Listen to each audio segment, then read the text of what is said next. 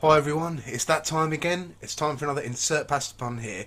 My name's Simon, and today I'm talking to the Big Spook from the No Sleep forums. The story we're going to be discussing is a forked tongue behind a smile. Check out the description below for the link. I'd highly suggest you read it beforehand. I also have to apologise, we had a few connection issues, so it does dip out in the middle somewhere, but I think we pick it up quite nicely. That's everything. So without further ado, as I always say, enjoy my interview with the Big Spook. Cool. Well, my name's Simon for Insert Past Upon here, and today I'm here with the Big Spook. Say hello. How's it going? Yeah, all good, all good. So let's start off with a bit about yourself. So tell us about yourself. So how will people know you? Well, people know me as the Big Spook on Reddit, and my name is Kyle. I've been writing. I only started writing the day I made that Reddit account. So however old that Reddit account is, that is the first day I ever wrote a word other than a message to a friend on Facebook or something. I didn't start picking up writing until I've been lurking on No Sleep for maybe about 6 months or so. And then I was like, hell, man, I want to try this out. And I gave it a shot, and it kind of stuck like glue. And I just didn't give up. And I think the first story I did that actually picked up a little bit of publicity was a story called I've been trying to kill myself for 3 years.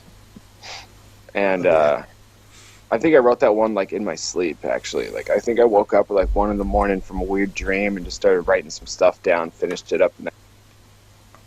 And then I went to work after posting it, and I come back, I was like, oh, cool. There's a bunch of comments on here. This is awesome. From then on, I was kind of chasing that fix, you know what I mean?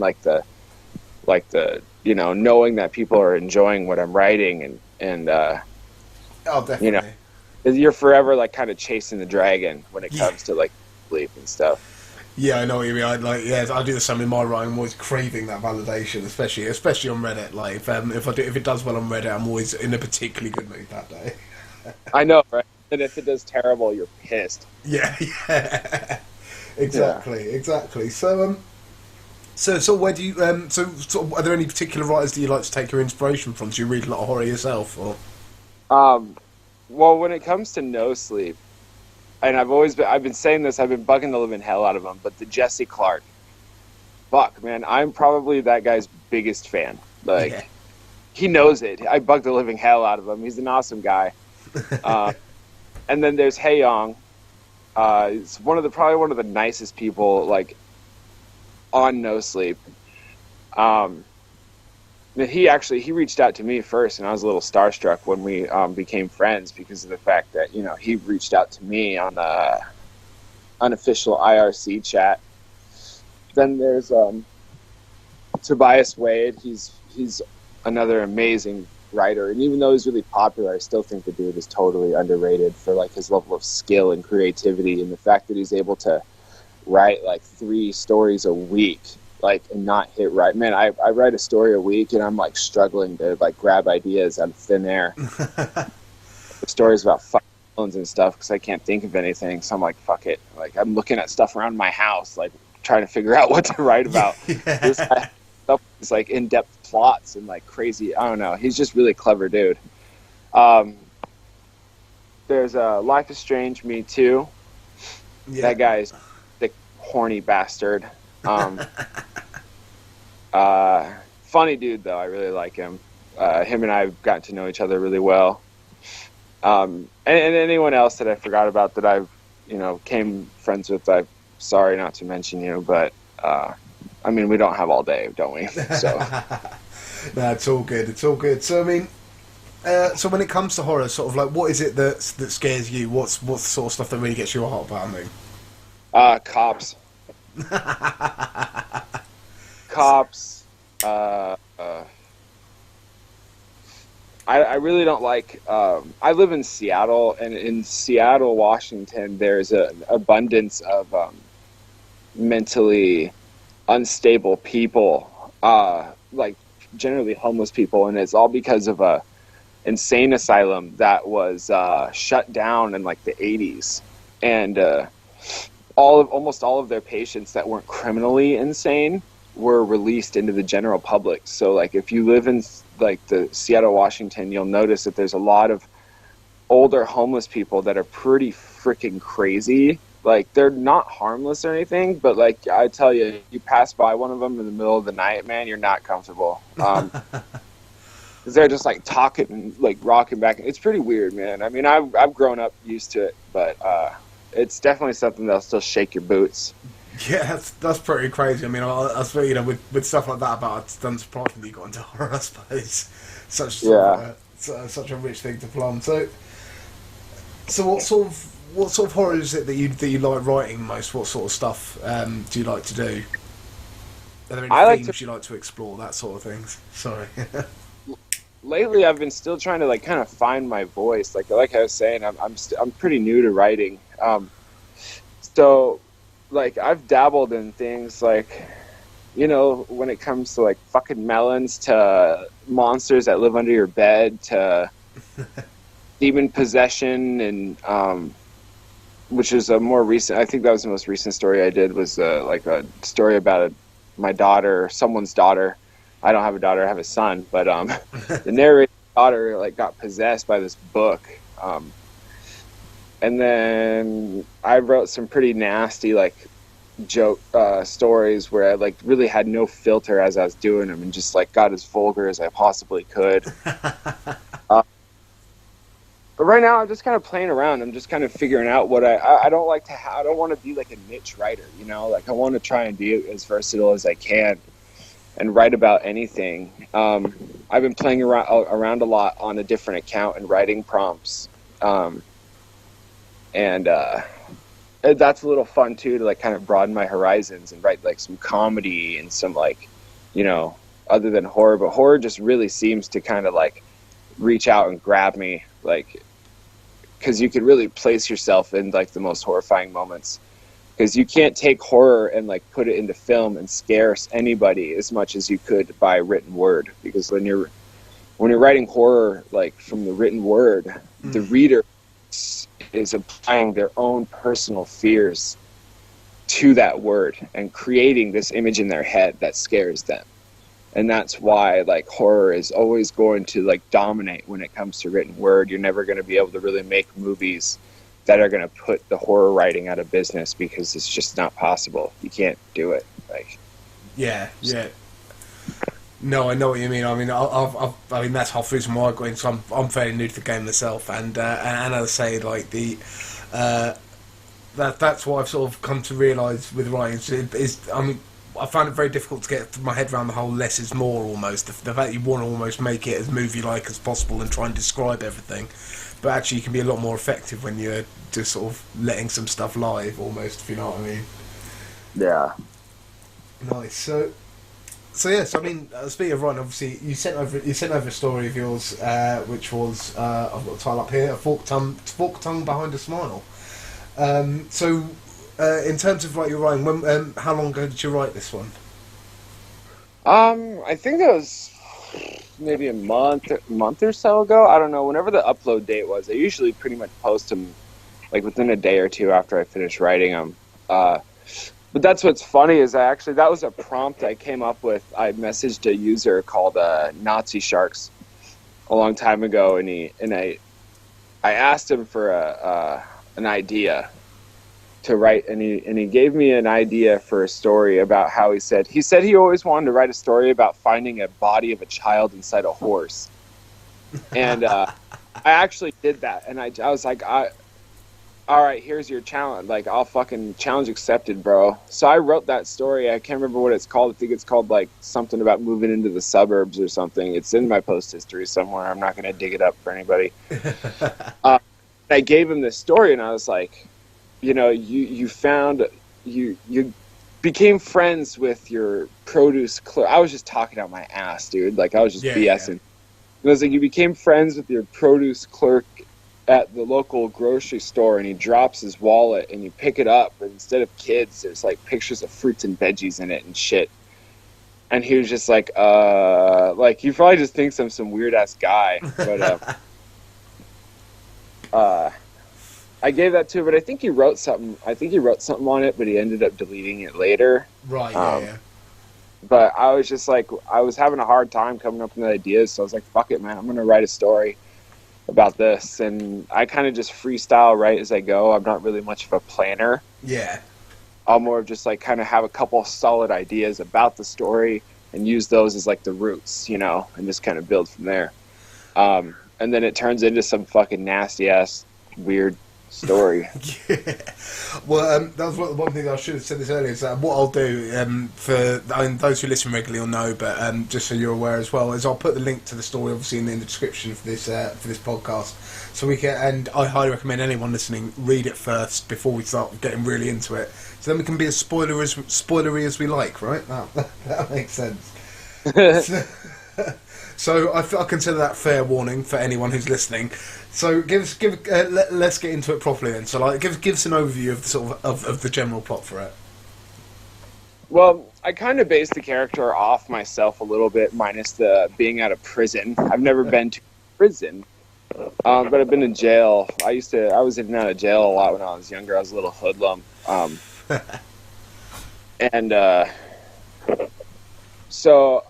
and like, there's not a lot of shit that really scares me much anymore. You know what I mean? So like, this will apply later to the ending of the story, but so the character is living, and he also talked about, you know, how he's on this like plant-based diet, and I live like a kind of like, I guess, plant-based lifestyle. Like, I try to avoid as many like animal-based products as possible.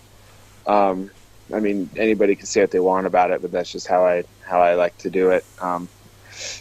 No, and weirdly, I've been doing the same myself recently. Just trying to be as plant-based. I wouldn't go as far as say I'm vegan, but plant-based as possible. That's the softer way to put it, is the plant-based, which is it doesn't give people that shock factor. You know what I mean? Like, as much as the V word does. Yeah. So the plant-based, and I don't know, like, I kind of use that as like the jump starter, and I started writing about this character, and I was like, I like, when I was building this character, I was like, I want this guy to be like knowledgeable. I want him to seem like very charismatic. And so I was like looking up random facts about fruits and vegetables that are all stupid, and like, this guy all seemed really peppy, but I also wanted him to seem like creepy. And it reminded me of this guy at the grocery store I used to see all the time, but he was a cashier, and he was like tall and skinny and had really hairy arms, and he had like that, like, his head was very balding, and he just like, and he had like just that line of hair like around the edge of his head. You know what I'm talking about? Yeah, like the top bald. And he had this creepy look. I mean, he was really nice and like charismatic, but he always just creeped me the fuck out, and he always like kind of stared at me too long. So it was really easy to like create this character. And then let's see, he drops the wallet, and I give it back to him. But he goes to this house, and I remember writing this house, and I was like, I wanted it to look like he lived in the middle of a fucking like great, like, it's really hard to explain. Honestly,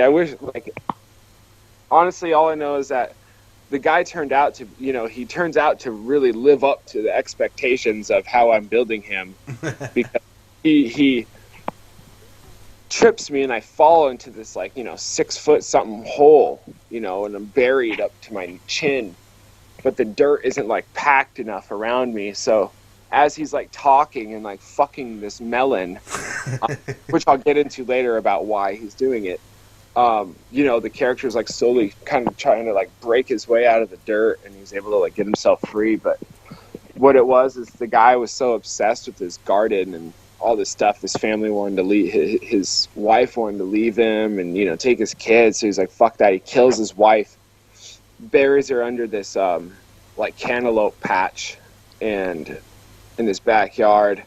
And so he, you know, every little melon that grew from this patch of the remains of his wife was like a piece of her. So he would just like pick these cantaloupes and fuck them, like, you know. And the thing is, there's also his kids I didn't really know how I was going to explain this much, so I kind of left this part really vague and kind of let people figure out how they wanted it to work on their own. But his kids, he turned them into these like malformed like Venus flytrap beasts, and I thought that was pretty cool, like because it really took that step into like that supernatural bound, but just barely. Yeah. Because I like to make my stories as like somewhat realistic as I can, without having to get all spooky, ghosty. Like, I just feel like the realism touch is like what makes things creepy. So, and that's what the whole thing is that they're like humans, but they're like these carnivorous Venus flytrap children flesh monsters that he would capture people and feed them this like growth hormone and like keep them in the ground until they're ready to eat, and then he would like kill them and feed them to his children. And that's why he didn't like kill me right away. It's like he wants them to like ferment and like, you know, like get them nice and plump and feed them with these growth hormones. And so that was like, you know, and then, but they woke up because he was so excited about it. And it's just a weird story, honestly. Oh yeah, definitely. It's going to be a while before I look at a fruit salad and like. It's, but no, I really enjoyed it. As I say, I mean, it's it reminded me of so many things. Like it's definitely like a Little Shop of Horrors vibe, like that I got from it for at least some of it. And as I say, and of course the melon fucking. Why did you go with the melon fucking? Well, everyone started talking about the coconut fucking thing. I didn't even know that was a thing, man. I didn't know. Like, I remember it was like a big popular thing on Reddit, but I didn't even know about it until I looked it up. Like, after I saw the comments on the story, I was like, coconut fucking what? And I saw this story about this guy who like described how he fucks coconuts or something.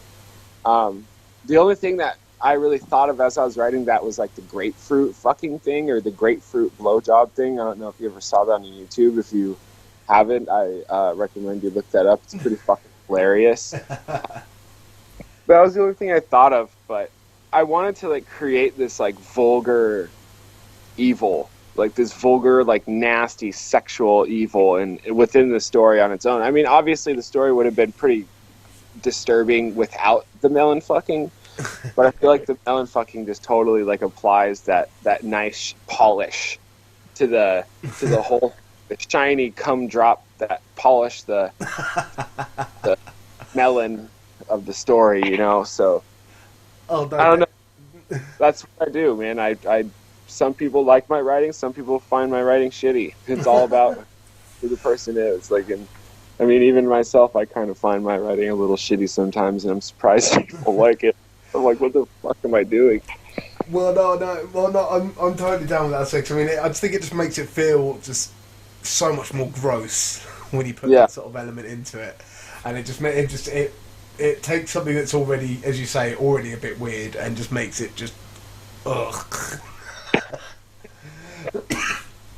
And it's funny, yeah, and the way that I'm like spacing it between his dialogue, you know what I'm saying? Like his dialogue, like I had it so, and the funny thing is, it's probably the scene in that story that I had most planned out in my head, which is pretty gross on its own, because I was like picturing this guy like fucking this melon and like talking in between, like as he's doing it, and it's just, it was just gross.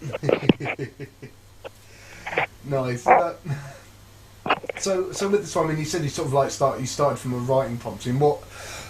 I mean, did you? It seems to be sticking on the melon fucking for a while now. But was that the bit that you sort of definitely wanted to write in from the beginning? Do you have it all? Like, did you know where you were going with it, or did it just sort of all happen at once?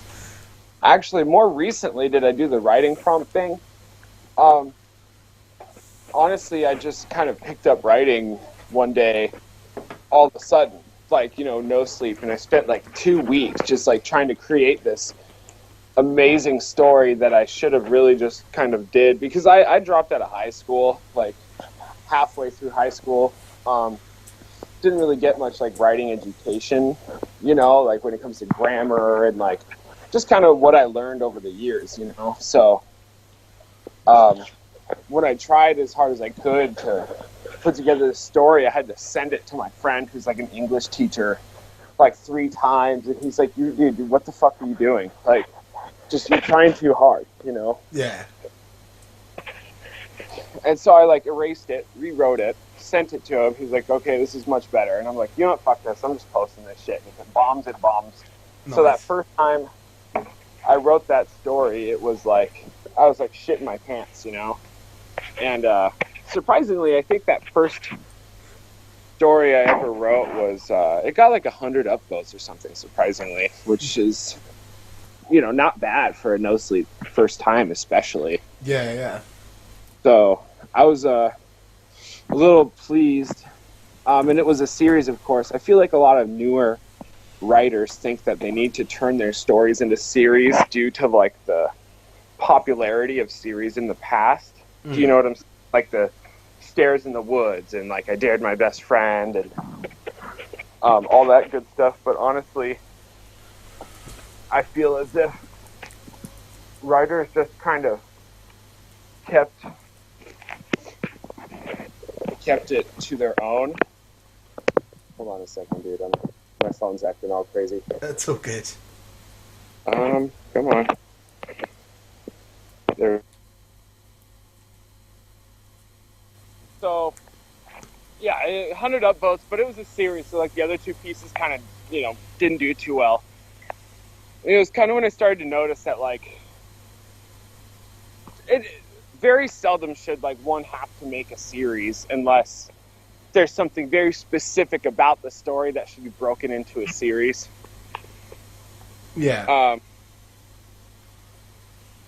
Just like, because I feel like, especially like newer writers, and I've made this mistake myself, feel like they need to make their stories series just because they're like 1,000 words long.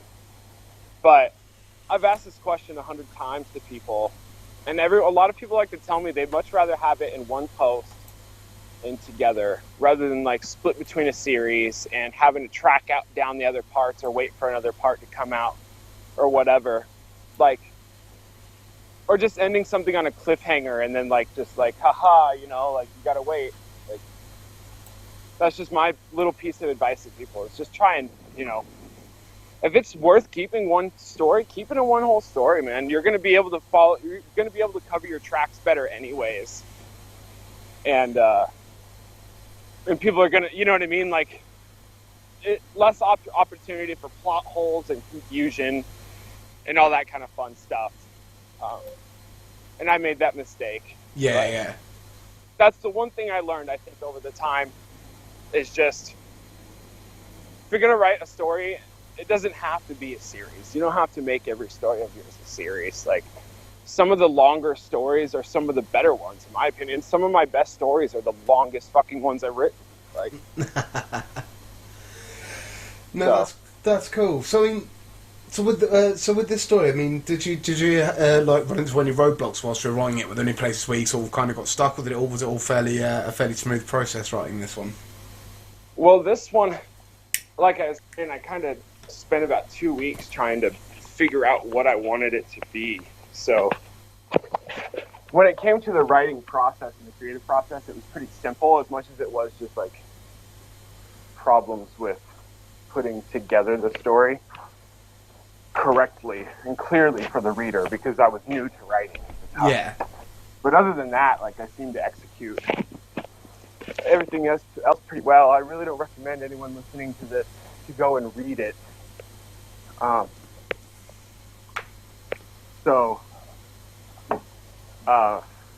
I would recommend no one to go read that and just stay away from the early side of my post history altogether. No, I'm pretty saying. embarrassed. I keep them up for the sole sake of just having it there, but I don't recommend it to anybody. That's fair enough. So, so sort of, you said you sort of went through a few iterations of it. I mean, what sort of changed over time then with this story? Like with the story in particular, or the changes that I have made in my writing? Let's go with both. Let's start off with this story, and then we can then like about your writing generally. Well, the story got better with the next 2 parts later on, because I kind of felt a little more confident about writing it and wasn't trying so hard to go back and over edit and overwork and over rewrite things. Just kind of put it out there and fix this shit right then and there. Read it out loud to myself. Okay, it sounds good. Put it out. And then as I got further into writing, I kind of just, I don't know, read things aloud more as I go and make sure that things make sense for people. Because that's the whole thing. It makes sense in my head right then and there, but that doesn't mean that the person reading it just looks at this blobbering mess of some drunk asshole. Like, Yeah. so, and then as I got better, I was able to figure out how to write better dialogue. That was always a struggle for me, was dialogue. So I, did a lot of stories with heavy dialogue and made sure that I created characters based off people that I more knew in person. And rather than trying to like create this whole new Harry Potter, like I just try and base them off people that I know, like if I got an idiot friend that likes to prank people, I'll base a character off of him. Like, just change the name. Don't tell them that I wrote a stupid story about him because he probably will think I have a crush on him or something. That's it. Always change the name slightly. That's what I normally do. Yeah, it's like your name is Marcus, now it's Rick. Yeah. Nice. So in terms of sort of like the sort of creepypasta in general, no sleep in general, I mean, for you, what makes a good no sleep story? Definitely it has to be the first couple of paragraphs really have to hook me in. If I feel like those first paragraphs aren't really kind of catching me, I kind of lose interest, and I'll try and finish a story no matter what, but I really won't be paying attention as I'm reading. You know what I mean? Yeah. Like the words will kind of just play along my eyes will run past them, but I'm not really collecting, like picking it up. Another thing is too is try it just, cliches are actually pretty all right. Just don't follow the beaten path as much. Like try and the story doesn't have to have a twist at the end to make it good. The storytelling is the most important part. That's what I like particularly in a story that I'm reading. It's just the way it's being told and the clarity and the to feel real, especially in a no sleep story, because it's all about the immersive experience. So I want to feel like this really happened to you. I want to feel like I'm really there. And you're telling me this story face to face, or wrote it to me in a message on it, you know what I mean, like a text message or something. The grammar doesn't have to be excellent. The title is kind of important, but if you over clickbait your title, I'm just gonna hate it. Like I don't like to look at a title that says "Never again." Once I'll never ever go back to that town because it was really scary. I don't like that. If you just make the title interesting enough for me, I'll read it probably. It doesn't need to be 6,000 words long and tell me the entire story in a title. You know what I mean? Like, I feel like people like to do that to really get the more attention, which is kind of true. Like, you have to have a eye-grabbing title, but it doesn't have to be bad. And a lot of times your story will get removed because of the title. I've seen it happen a lot. Like, good story, bad title gets removed, and you can't really edit the title, or at least I can't from mobile because I do all my stuff on my phone. Yeah. So you're forced to start over and wait for them to approve you to repost the story. And but yeah, a good no sleep story, to sum it up, is just the storytelling ability, and the concrete plot and the concrete like just everything about it just really should come together and feel like a real experience, especially in a no sleep story, because that's why you're writing it in first person and in like in a believable sense. Nice. And obviously when it comes to it, obviously, I mean, I just looking at this story, I mean, what's it? You've got 988 upvotes on the story you submitted, 91% upvoted that one, and so like, what I mean, do you have any tips for people who are like looking to post on no sleep as to what the best way to sort of get people hooked in is going to be? a good title, like I said, the first thing. I mean, that story of Forked Tongue Behind a Smile, that title, I actually stole that from a lyric from one of my favorite bands. But it made sense to the story because, it gave off like this guy seemed like such a great guy and he turned out to be a little fucking demon, which is the whole sense of Forked Tongue Behind a Smile. But a title is going to really bring the right reader in. Make it nice and clear, but don't make it too clicky. Don't make it too like, hey, here's the whole plot of my story in it.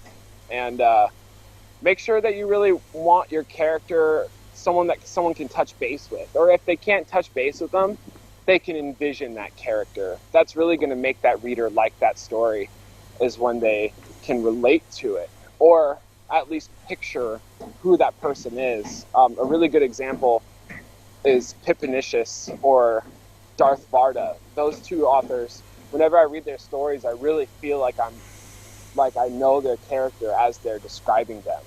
It's hard to do that with a short story too, because you only have such a limited amount of space. It's not like a book where you pick up a book by Stephen King and he'll tell you everything about this character all the way down to the last bowel movement they had. You got to connect this person to this character within a couple hundred words, or else it's not really going to be valid. And those two authors really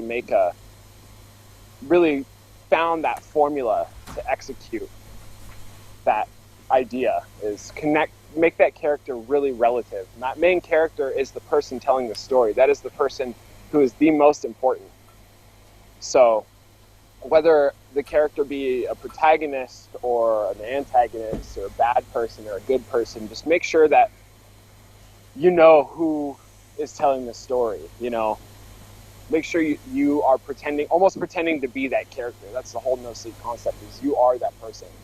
So stick to your guns with that. Don't try and backpedal. Don't try and, create this overly fictional character. Just make them real. Make them believable. That's the whole point. That's what people like. That's the whole reason why No Sleep is as big as it is the believability factor.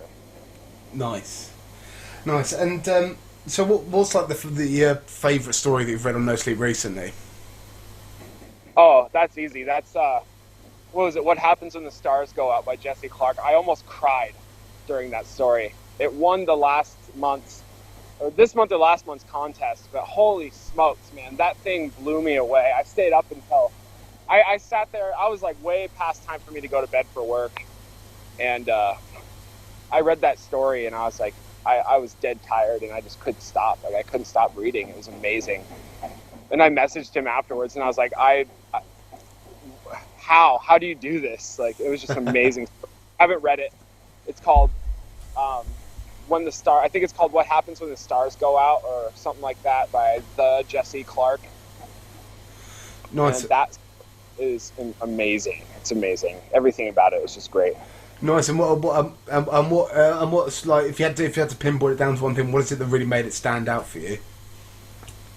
I'm not sure if it was the wholesome ending or the way that it made me feel, because it had this horror vibe to it, but at the same time it was like this partial romance, and the character and like his love that he had for like another character in the story. I don't want to give it too much away, but just it was so connecting. It was so, even if you've never felt love before in your life, like you could feel it oozing from every pore of that, like between every space bar tap, it was incredible. It was a masterpiece, and I feel like that author alone, even though he is very popular, I feel like he's underrated for how good he is. Yeah. Nice. I think that I actually managed to miss that one. I'll have to give that a check out. That sounds really good. It won the contest of last month or this month. I can't remember. Last month or the month prior. But it was an amazing story. I loved it. It was anything by that author is amazing. Nice. I'll have a dig around and try and find that one out. Yeah. So do you like exclusively post to No Sleep at the moment, or do you post to anywhere else? Lately, I've been sharing a little bit. I had a story that got removed from No Sleep, so I posted it in Dark Tales, and then I edited it a bit later and put it in No Sleep, but it didn't do as good as it did before it got removed. Nice. But I have been trying to venture a little more outside of No Sleep, but it's really hard because of the reader base there. You know, like you get a lot of attention when you post there. I've been sharing a lot of stories on Facebook, like author pages. Yeah. Like, you know, between readers and stuff. But if anyone has any recommendations on where to like post stories, feel free to message me and let me know where, you know, I could put them, because I'm new, so I don't really know like where else to share outside of Reddit or anything. So. Well, no, that's fair enough. I'd say, because I personally always really enjoy talking to people from Reddit, because I normally post on the Creepypasta wiki. So yeah, and obviously Reddit's a completely different ball game, just you know, because of the whole interactivity of the audience, and it's so I'm always interested to hear from people who are doing well in it. That's actually, Tobias Wade mentioned that to me, that I should be trying to share them on the Creepypasta wiki. So I'm suggesting on going and sending some stuff over to them and posting them on there and see. I haven't even touched that website before, so it's going to be a whole new realm for me. Some all right guys over there, so I've interviewed a few of them there, so it's worth a go. But, so, I mean, in terms of sort of No Sleep, though, like, obviously, I mean, the online horror especially is just kind of blowing up at the moment. You've got people from No Sleep writing for Netflix, you've got, like, Channel Zero, things like that. I mean, what do you think of the way the scene is at the moment? I think it's awesome. It's, like, inspiring to see that people can make careers out of just a hobby. Like C.K. Walker, the Dalek Emperor, the one who you know, got that job at Netflix. She is Veraska. Wow, that story blew me away. Like I probably read that story about 4 or 5 times, and it's long. It's a long story. And that probably really hit home when it came to like where that there are people out there unpublished, even though she has published some stories that really can just like make it, you know. That's like, her story alone is probably one of the most inspiring, for the fact that she now lives in LA writing for Netflix. Like, yeah, I think there's hope for us all. Right. Yeah, I mean, it's a big goal, but it's definitely possible, you know. And one day I hope to reach that point with my writing, you know. I mean, a couple good narrators have done some of my stories, but like, you know, I got a long way to go, and I'm fine with that. Like, I don't see it coming anytime soon, and one day maybe, you know, it'll happen. Working on putting out an anthology with Life is Strange Me Too, Tobias Wade, Haeyong. We're hoping to have it out by Halloween. So that's kind of the first step, you know, is getting your name out there as an author, is to publish, just keep posting, you know, just keep putting your work out there, because like the term, you know, closed mouths don't get fed is a real strong saying. You know, no one's going to know who you are unless you keep writing, whether your story bombs and does absolutely terrible and you get negative downvotes, which I've had. Especially a story I wrote about a worm that lived inside this guy's ass. Yeah, I deleted it, and I didn't, you know, you're only really supposed to post it once. So I don't ever plan on reposting it, but you know, it got negative like 10 downvotes within the first half hour. But you know, it's just, that's all you have to do. Just keep writing, and don't let people stop you from writing.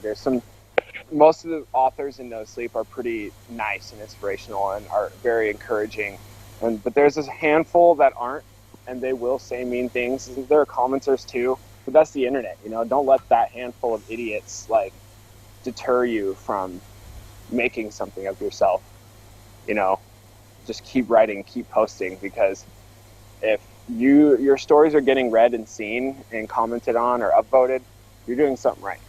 Period. Nice. Yeah. Story. Yeah. Awesome. No worries. In which case, my kind of last question then, in terms of No Sleep and stuff, is like, what do you think is the best way to sort of be interacting with the scene on No Sleep? I mean, just posting stories enough, or is, I mean, are you, you know, what's involved in being like an active member of the community, do you think? For me, I write some stories to where I'm able to comment at the end and talk with the community, but I kind of am lazy, like I was saying. So a lot of my stories end where I probably shouldn't be replying because it kind of takes away from the story. But with the community, like, I love getting messages from people, and I've gotten messages from people, and we've had conversations go on for weeks, you know, like, and those people end up becoming fans and you know, reading my work later. And I love to hear from the people that like my writing, or even that don't. Like, I love to hear from people that critique, as long as it's constructive and not just a complete dickhead. And I try and apply that to my writing later when it's something that I feel is important. But yeah, if you want to, you know, if you want to build more publicity, or that's what you should do, is like interact with your readers more. And if you write a story that should, you know, where you can comment, do it. Like, you know, people love that. They love like seeing the person reply to you, and that's what's going to push you further along. And people are going to see your username stand out when you post, and all that kind of stuff, and make friends with other authors. And you know, that's the whole point, is the networking and the immersive experience within the stories and within the no sleep realm and the out of character realm and all that. Like, that's all it's about, man. Awesome. Hopefully I hit that nail. I tend to trail off, so No, it's all good. I don't know if I even answered that question. No, that's good. No, that's good enough. I liked it. That's cool. And well, as I say, I mean, those are pretty much all my questions. So obviously, you know, thank you for taking the time to speak to me. I really do appreciate it. For dealing with my. It's all good. I mean, as I say, what I normally do is for like, as I just to finish off, if there's anything you want to plug, like anything along those lines, where can people find you? Where can people read your stories? Now's the time to do it. Well, I have facebook.com/BigSpook, but the spook has 2 zeros instead of O's because someone already used Big Spook as their thing. So you can find me there. I think I made a Twitter like yesterday. It's linked on my Facebook. If not, there's my Reddit account. It's all on there. You can find everything I write there. Almost all of my writing gets shared at least through my Facebook. So if it's not on No Sleep, it'll be in a post on Facebook in text. So Brilliant. No worries. Well, I'd say I'll link all of that in the description so people can come and find you. But yeah, no worries. Well, I'd say thanks a lot for your time. I really appreciate it. Yeah, thank you a lot, Simon, for, you know, taking the time to listen to me ramble about fucking melons. It's no bother. Anytime. All that good stuff. Cheers. All right, bud. So there we go. Another twisted tale of murder and melon fucking. I think I should probably call my next album Murder and Melon Fucking. Anyway, thanks again for listening. As always, like us on YouTube, like us on Facebook, facebook.com/InsertPastaPun here. Come and visit me at InsertPastaPunhere.com. And don't forget, we're now on iTunes and even on Stitcher now. So head over to any of those, subscribe to us, download us, like us, review us, do all of those things. And who knows, maybe I'll get back to you. Or, you know, cry silently because you don't like me. I'm just kidding. I'll see you guys again next week.